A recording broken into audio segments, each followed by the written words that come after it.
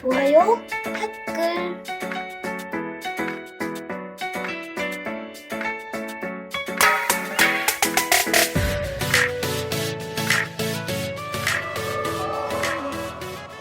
여호와의 궤가 블레셋 사람들의 지방에 있은 지 7달이라.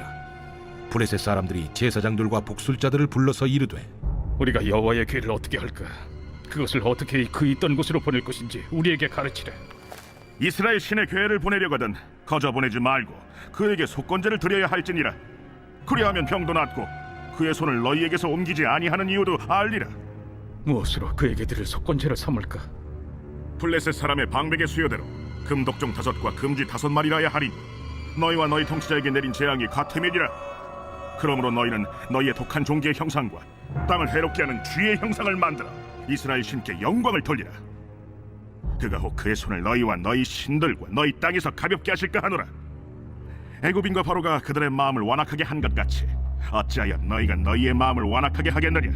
그가 그들 중에서 재앙을 내린 후에 그들이 백성을 가게 함으로 백성이 떠나지 아니하였느냐. 그러므로 새 수레를 하나 만들고 멍에를 메어보지 아니한 젖나는 소 2마리를 끌어다가 소의 수레를 메우고 그 송아지들은 떼어 집으로 돌려보내고 여호와의 궤를 가져다가 수레에 싣고 속건제를 들 금으로 만든 물건들은 상자에 담아 궤 곁에 두고 그것을 보내어 가게 하고 보고 있다가 만일 궤가 그 본 지역길로 올라가서 베세메스로 가면 이 큰 재앙은 그가 우리에게 내린 것이요 그렇지 아니하면 우리를 친 것이 그의 손이 아니요 우연히 당한 것인 줄 알리라. 그 사람들이 그같이 하여 젖나는 소 2를 끌어다가 수레를 메우고 송아지들은 집에 가두고 여호와의 궤와 및 금지와 그들의 독종의 형상을 담은 상자를 수레 위에 실으니 암소가 베세메스 길로 바로 행하여 대로로 가며 갈 때에 울고 좌우로 치우치지 아니하였고 블레셋 방백들은 베세메스 경계선까지 따라가니라.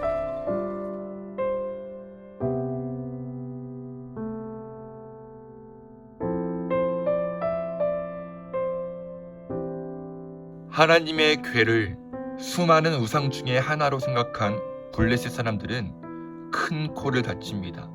아니, 온몸에 독한 종기가 생기는 참혹한 재앙을 당하죠. 이 재앙을 당한 블레셋 사람들은 어쩔 줄 몰라 하며 아스돗에서 가드 지역으로, 가드에서 에그론 지역으로 궤를 옮기지만 하나님의 손은 가는 곳마다 독한 종기로 그곳을 심판하십니다. 장소를 옮기면 재앙이 피해갈 줄 알았던 블레셋 사람들은 몰랐습니다. 여호와 하나님은 어디에나 계시다는 것을요. 결국 블레셋 사람들은 제사장들과 복술가, 즉 점쟁이들을 불러서 여호와의 궤를 이스라엘로 다시 돌려보낼 방법을 알려달라고 합니다. 그러자 그들이 뭐라고 말하죠? 여호와의 궤를 돌려보낼 때 그냥 보내지 말고 속건제와 같이 보내라고 합니다. 그래야 독종이 같이 옮겨갈 것이라고 하죠. 그럼 그 속건제 제물은 무엇인가요?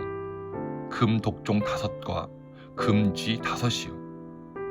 이건 독종과 쥐의 형상을 금으로 만든 것인데 5개인 이유는 블레셋의 지방 수이며 쥐는 독종을 퍼뜨리는 매개가 되었기에 금 독종 5개, 금쥐 5개를 보낸 것이죠.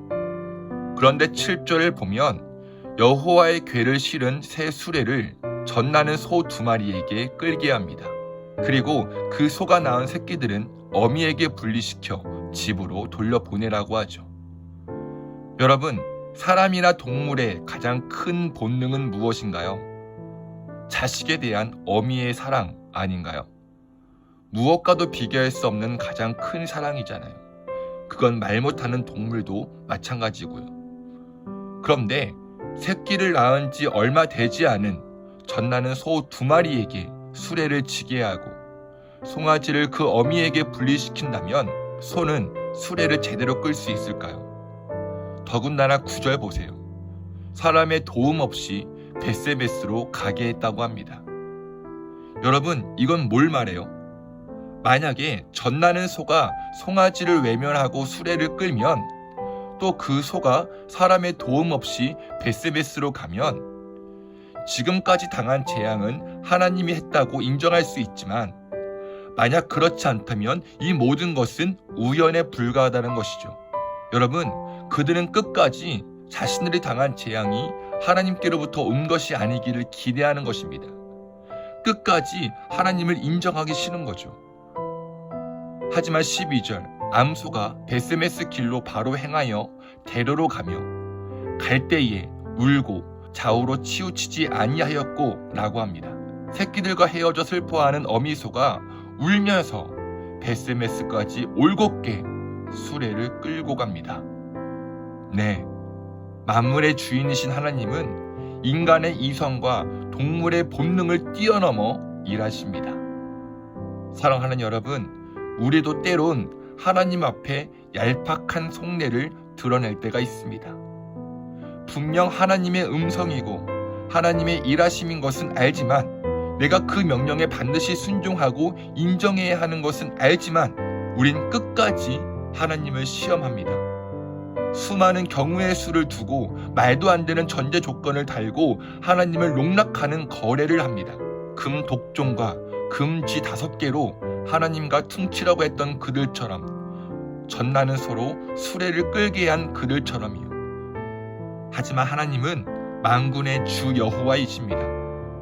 사람과 동물을 창조하시고 다스리시는 만왕의 왕이십니다. 오늘 하루 우리의 삶을 점검합시다. 내가 하나님을 시험하고 있지 않나? 만왕의 왕 하나님 앞에 정말 얄팍한 거래를 하고 있지 않나?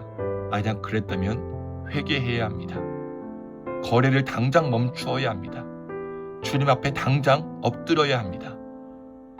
우리는 그저 울며 멍에를 지고 간 소와 같은 존재에 불과하니 자기의 십자가를 지고 좌우로 치우치지 않고 주님의 길로 걸어갈 뿐입니다. 하루 한 끼 나랏밥입니다.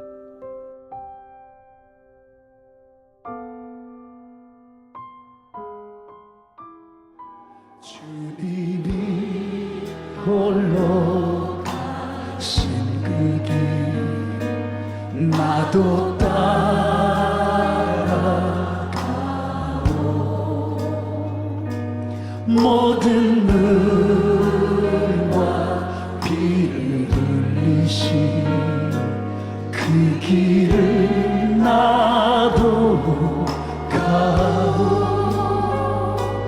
험한 산도 나는 그쳐서 바다 끝이라도